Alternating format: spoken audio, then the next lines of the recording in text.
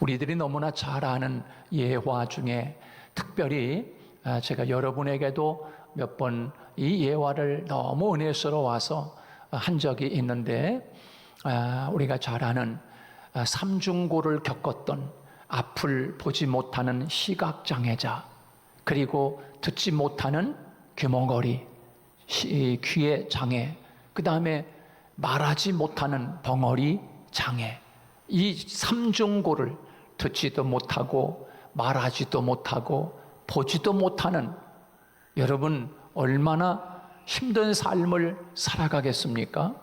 그렇게 삼중고를 겪었던 사람이 있는데, 그 사람의 이름이 헬렌 켈러라고 하는 사람입니다.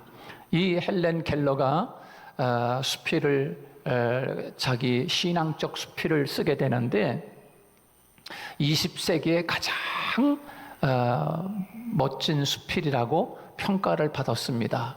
그 중에서 하나가 뭐냐 하면, 사흘만 볼 수 있다면, 사흘만 내가 세상을, 눈을 떠서 세상을 볼 수 있다면 이라고 하는 고백입니다. 그가 이런 고백을 했습니다. 내가 사흘만 볼 수 있다면 첫째 날 나를 가르쳐준 고마운 앤 셀리번 선생님의 얼굴을 내가 보고 싶다. 나를 그렇게 아껴주고 사랑해준 그 셀레반 선생님의 얼굴이 어떻게 생겼는지 보고 싶다는 겁니다. 내가 첫째 날 눈을 뜨면 그 선생님은 얼굴을 볼 거야. 그리고 아름다운 꽃을 보고 풀과 빛나는 저녁 노을을 보고 싶다. 이게 첫째 날 헬렌 켈러가 눈을 뜨면 보고 싶은 겁니다. 둘째 날 새벽에 먼 동이 터오는 모습을 보고 싶습니다. 저녁에는 영롱하게 빛나는 까만 밤하늘에 초롱초롱 빛나는 별을 보고 싶다고 그렇게 이야기를 했습니다. 그리고 셋째 날 아침에 일찍 부지런히 출근하는 사람들의 활기찬 표정을 보고 싶다 그랬습니다. 그리고 점심때는 아름다운 영화를 보고 저녁에는 집에 돌아와서 사흘 동안 눈을 뜨게 해주신 하나님께 감사 기도를 드리고 싶다. 그렇게 이야기를 했습니다. 여러분, 얼마나 이 삼중고를 겪고 살아가는 것, 그 중에 세 가지 중에 보지 못하고 듣지 못하고 말하지 못하는 이 세 가지 중에 한 가지만 거기에 해당이 돼도 인생, 이게 사는 게 뭔가, 이게 인생의 지옥 아니야, 지옥. 이렇게 살아갈 수 있지 않겠습니까?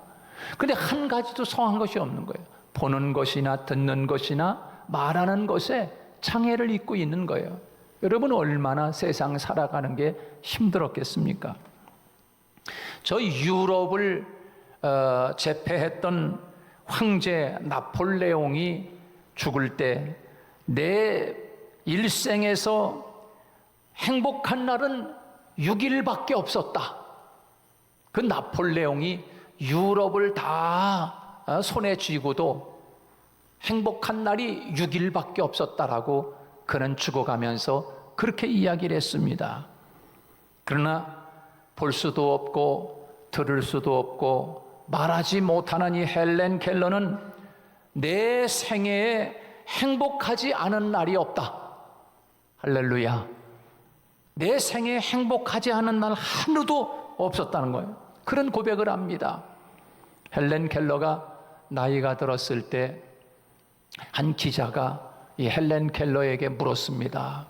보지도 못하고 듣지도 못하고 말하지도 못하는 당신이 일생을 살아오는 동안에 그렇게 살아오면서 얼마나 힘들었겠느냐고, 얼마나 불평하고 싶고 원망하고 싶었겠느냐고, 하나님 앞에 얼마나 원망스러웠냐고, 그런 적은 없었느냐고, 그렇게 한 기자가 헬렌 켈러에게 물었습니다. 나이 많은 헬렌 켈러가 하는 이야기가 이렇게 이야기했습니다. 내가 지금까지 살아오면서 하나님 앞에 감사하는 시간도 부족한데 불평할 시간이 어디 있겠느냐고, 나는 일생을 살아오면서 단 하루도 원망하거나 불평한 일이 없고 감사한 일들로 가득했다고 그렇게 여러분 고백을 하는 것입니다. 여러분 그렇습니다. 이 헬렌 켈러는 이야기하기를 나는 한 번도 불평하거나 원망한 적이 없습니다.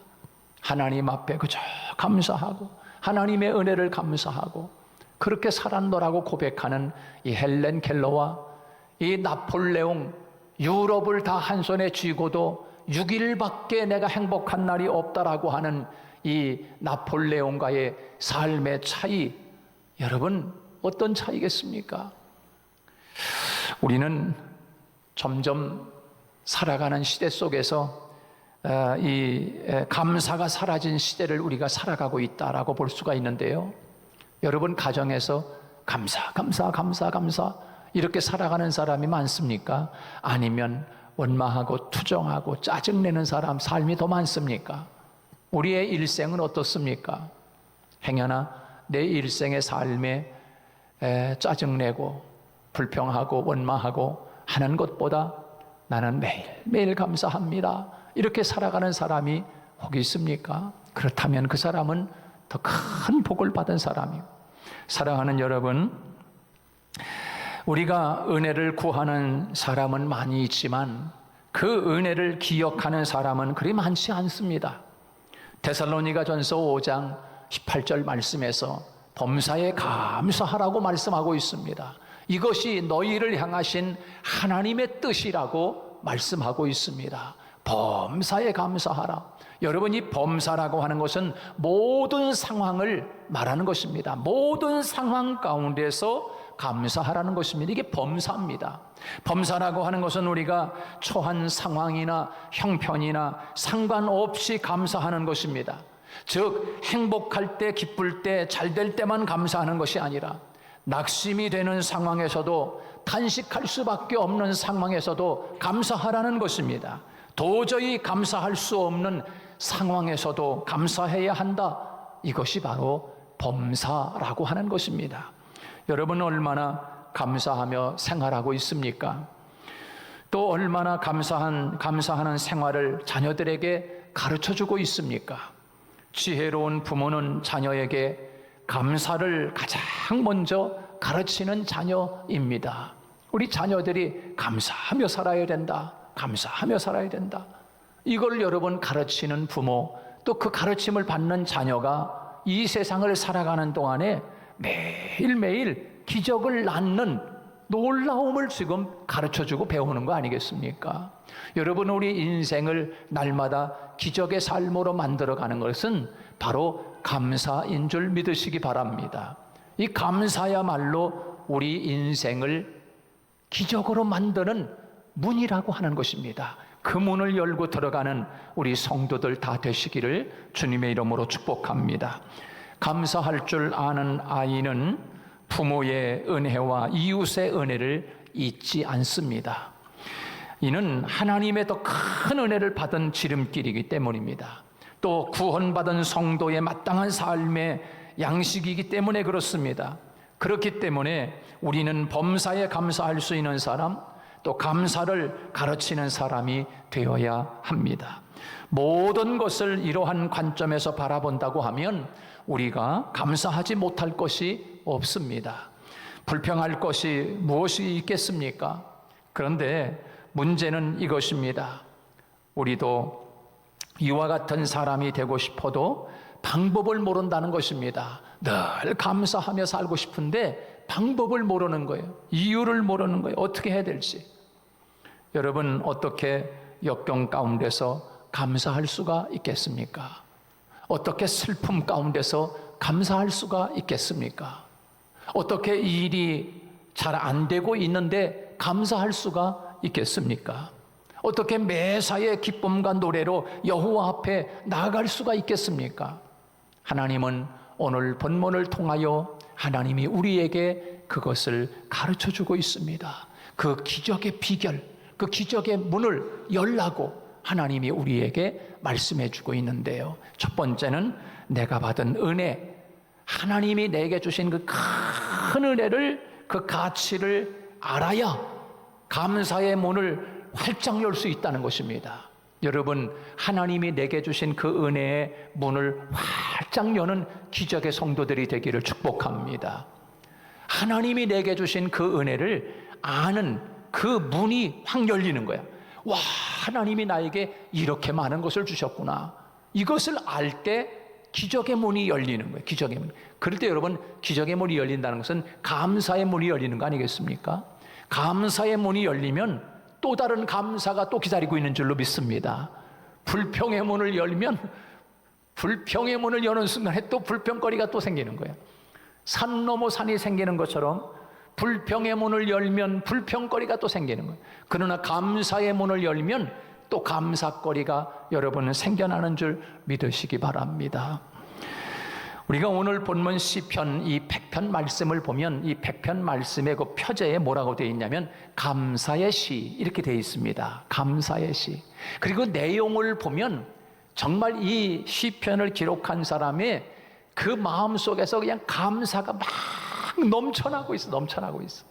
여러분, 이런 감사의 고백이 저는 우리 성도들의 삶에서 그대로 실현됐으면 좋겠다는 생각이 들었어요. 하나님, 우리 성도들도 또 저도 마찬가지로 우리가 살아가면서 삶 속에서 이렇게 감사의 고백으로 가득한 모습이 하나님 오늘 이 시편 100편에 기록되어 있는데 우리 성도들 저와 함께 하나님 그렇게 감사로 가득한 고백이 우리 성도들의 입에서 삶에서 넘쳐날 수 있게 해주십시오라고 하는 그런 마음으로 오늘 말씀을 묵상하게 됐는데요. 여러분, 그 감사를 우리만 할 수는 없다. 그리고 오늘 본문에 보면 온 땅이요 그랬습니다. 나 혼자만 감사하는 게 아니라 온 땅이요 감사해야 되지 않아? 이렇게 노래하고 있어요. 온 땅이 어딥니까? 지구 전체, 우주 만물에 있는 모든 사람들을 가르치는 거예요. 모든 사람들아, 정말 하나님께 감사하라. 그 하나님의 문을 열고 들어갈 때 감사함으로 나아가라. 그렇게 말씀하고 있어요. 여러분, 이걸 볼 때 자기 자신만 감사가 아니라 정말 온 세상의 사람들을 향해서 감사하라고 하는 이 감사가 넘치는 모습을 보게 됩니다. 여러분, 왜 하나님께 감사를 드려야 하는 것입니까? 무엇입니까? 우리가 왜 하나님 여호와께 감사하고 송축해야 하는 것입니까? 우리가 하나님께 감사드려야 할 근본 이유는 하나님은 바로 우리의 창조주이기 때문입니다. 우리 인생은 하나님의 분명하신 목적과 뜻 가운데 하나님의 형상을 닮은 아주 하나님 보시기에 심히 아름다운 존재로 하나님이 나를 지으셨습니다. 나를 지으신 창조주이기 때문에 하나님께 감사하라. 두 번째는 우리가 그의 것이기 때문이다. 할렐루야. 우리가 그의 것이다. 누구의 것이요? 하나님의 것. 나는 누구의 소유입니까? 남편이 내 소유지. 아내가 내 소유지. 그렇습니까? 여러분, 내 소유, 나는 그의 것이니 그랬어요. 우리는 그의 것, 하나님의 것. 다시 말해서 저와 여러분은 하나님의 소유, 할렐루야. 소유된 백성. 아, 나는 내 주인이 누구예요? 하나님이라는 거예요, 하나님. 누구요? 여러분의 주인은? 하나님이요, 하나님. 그러므로 감사하라. 여러분, 여러분이 가지고 있는 소유 있잖아요. 부동산도 있고, 은행에 돈도 있고, 여러분 가지고 있는 금반지도 있고, 귀걸이도 있고, 소중한 거 있잖아요. 세상에서 소중한 거. 요거 내 거야. 손대지 마라. 그런 거 있잖아요. 그죠? 그 누구 소유요? 내 거잖아, 내 거. 내 소유란 말이에요. 내 거 손대면 혼나. 우리 아이들이 그럴 때 있잖아요. 엄마가 뭐 맛있는 거나 주거나 그러면 요거 내 거니까 소유, 내 소유니까 손대지 마 그러잖아, 아이들이요. 그 왜 그래? 자기 소유니까. 여러분, 우리가 우리 하나님 앞에 감사할 이유가 뭡니까? 여러분, 우리는 주의 것이기 때문에 감사하라는 거예요. 하나님의 소유, 하나님이 나의 주인은 하나님이라는 거야. 여러분, 하나님이 내 주인이면 하나님이 나를 지키시는 줄로 믿습니다. 내 일생에 좋은 것, 귀한 것은 이건 내 거니까 만지지 마. 내가 주인이니까 이것을 내가 지킨단 말이에요. 여러분, 나는 하나님의 것이기 때문에 하나님이 나를 지켜주시는 줄로 믿습니다. 보호해 주시는 거예요. 그러므로 그의 것이니 감사하라는 거예요. 할렐루야. 여러분, 이거 하나만 생각해도 얼마나 감사해요. 아, 나는 내 주인은 하나님이네. 주인의 소유니까 나를 지켜주시지. 얼마나 감사한 일입니까?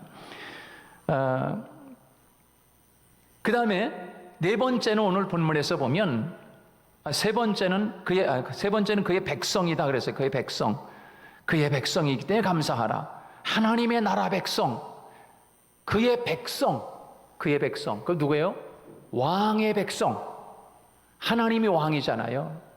하나님이 왕. 우리는 그의 백성. 그랬어요. 그게 세 번째.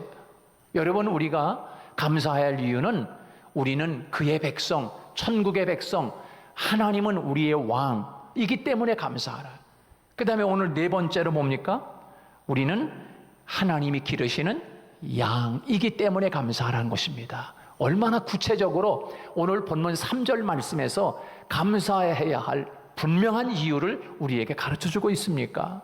우리는 그의 양이기 때문에 감사하는 겁니다. 여러분, 양이 목자를 잃어버리면 위험합니다. 양이 들판에 가서 목자를 잃어버리면 이 양이 가다가 낭떠러지에 떨어져 죽을지, 이 양이 목자를 잃으면 들짐승이 와서 물을지, 늑대가 와서 잡아갈지, 목자 없는 양은 불쌍한 겁니다. 근데 우리는 그의 양이다 라고 말씀해 주고 있어요. 다윗이 그런 고백을 했습니다. 여호와는 나의 목자시니 내게 부족함이 없으리로다 그랬습니다. 하나님이 우리의 목자가 되심을 생각하면 감사할 일입니다. 할렐루야. 왜? 목자가 있는 양은 푸른 초장으로 목자가 인도할 것이기 때문에, 목자가 있는 양은 사망의 음침한 골짜기로 지나간다 할지라도 주님의 지팡이, 그 목자의 지팡이가 있기 때문에 위험하지 않은 것입니다. 목자가 있는 양은 위험하지 않은 거예요. 늘 푸른 풀밭에 누울 수 있고, 시냇가에 가서 물을 마실 수 있고, 푸른 초장에서 풀을 뜯을 수 있는 놀라운 축복이 목자에게 있기 때문에 그 양은 두려울 부족함이 없는 것입니다. 그러므로 우리가 그의 양이래. 오늘 3절에서 보면, 그러므로 여러분 얼마나 감사한 겁니다. 얼마나 감사. 이 3절 말씀 속에 그것을 우리에게 다 말씀해 주고 있어요. 사랑하는 여러분, 여호와 하나님이 우리의 목자가 되심을 믿을 수 있기를 축복합니다. 제가 여러분 이 화단에 물 주고 그러는 거 제가 거의 전담으로 하다시피 하는데, 여름에는 얼마나 덥습니까? 그러니까 물이 금방금방 마르잖아요. 이틀에 한 번 물 안 주면은 이 꽃들이 다 말라 죽습니다. 여기 지금 화단에 별의별 게 다 있어요.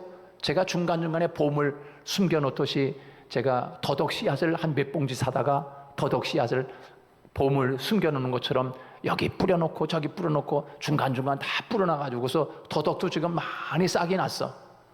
그걸 모르고 막 그냥 제초제 뿌리고 막 뽑아버리면 이게 안 돼요. 여러분들 화단에 다 이게 보물들이 다 숨겨 있다고 여기 제가 그러니까 다 물을 매일매일 주는데, 여기 이제 제가 일주일 동안 또 이제 없으니까 여기 저 블루베리도 지금 검게 익어가고 있으니까 제 없는 동안에 먼저 따먹는 사람이 임자니까 새벽 나와서 따먹길 바래요. 여러분, 물을 주는데요, 매일매일 물을 딱 주는데 하도 말랐을 때는 이 물을 하도 줘도 이게 한도 끝도 없이 들어가요. 어떤 때는 보면은. 그런데 여러분 보세요. 하나님이 한번 한 시간 정도만 조로를 가지고서 하늘에서 비가 쫙 시원하게 하면서 탁 비를 주면 그냥 땅에 그냥 골고루 그냥 물이 쫙 촉촉히 내려가지고 산천초목이 할렐루야.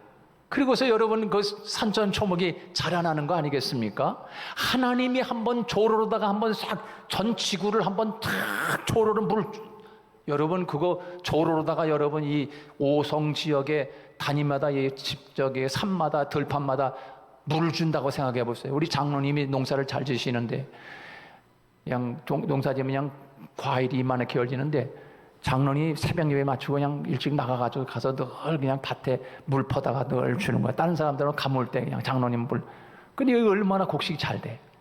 여러분 그거 매일매일 그 넓은 들판에 장로님 조금 농사 지니까 그렇지. 여러분 그 넓은 들판에 비가 안 와가지고 물 퍼다가 조로로다가 물 준다고 생각해 보세요. 얼마나 힘들겠어요. 얼마나 힘들어. 근데 하나님이 한번 몇 분만 그냥 촉촉하게 쫙 비를 내리면 그냥 오송 땅이 그냥 촉촉해지는 거야. 할렐루야. 하나님이 여러분 가정에 한번 그냥 은혜의 축복을 그냥 쫙 내리면 그냥 여러분의 가정에 빈 창고가 꽉 차는 줄 믿으시기 바랍니다. 하나님이 내려주셔서 여러분의 가정에 창고가 차야지. 여러분이 조루 들고 다니면서 가정에 창고에 채울 겁니까? 하나님이 복을 주어서 그 창고가 차도록 하나님이 천지 만물을 지으시고 하나님이 생사화복을 주관하시는 하나님 우리 가정에 복을 주세요 라고 선포하고 그렇게 그 여러분 하나님을 섬기고 하나님 감사하면 여러분 빈 창고에 하나님이 채우시면 그냥 간단해. 하나님이 그냥 이 오송 땅에 비 한번 촉촉히 조로 가지고서 한번 쫙 하나님이 줘버리면 그냥 온 땅이 다 촉촉해지는 온 땅이 촉촉해. 얼마나 감사한지 몰라. 사랑하는 여러분, 모든 일 속에서 하나님이 주관하시는 거예요. 가뭄에 고통을 당하는 자가 비로소 물의 가치를 깨닫는 거 아니겠습니까? 공해로 찌든 불쾌한 공기를 경험하지 않고서야 맑은 공기의 가치를 어떻게 깨달을 수가 있겠습니까? 병들었을 때야 비로소 건강의 소중함을 깨닫는 것입니다. 그래서 시편 기자는 이렇게 고백했어요. 고난당한 것이 내게 유익이라고 그렇게 고백하고 있어요. 왜?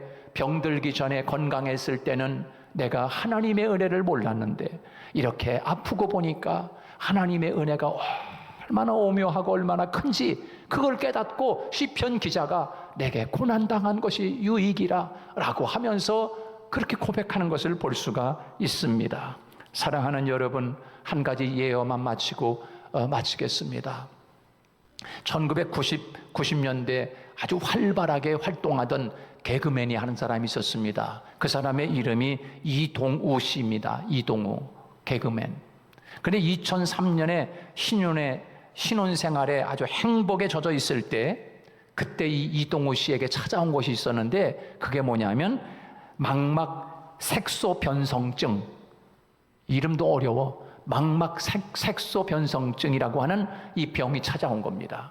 다시 말해서 앞을 보지 못하는 거야. 눈이 점점 실명이 돼가지고 이동우 씨가 나중에는 100% 중에서 5%만 보이는 거야. 아예 안 보이는 거야. 그냥 5%면 아예 보질 못한.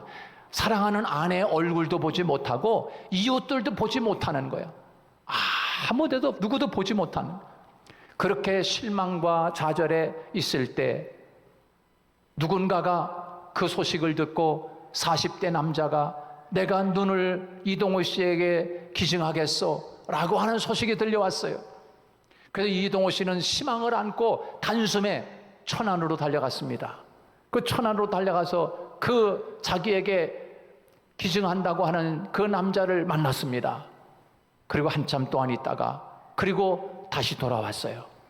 돌아왔는데 아니 왜 그냥 왔습니까? 이동우 씨.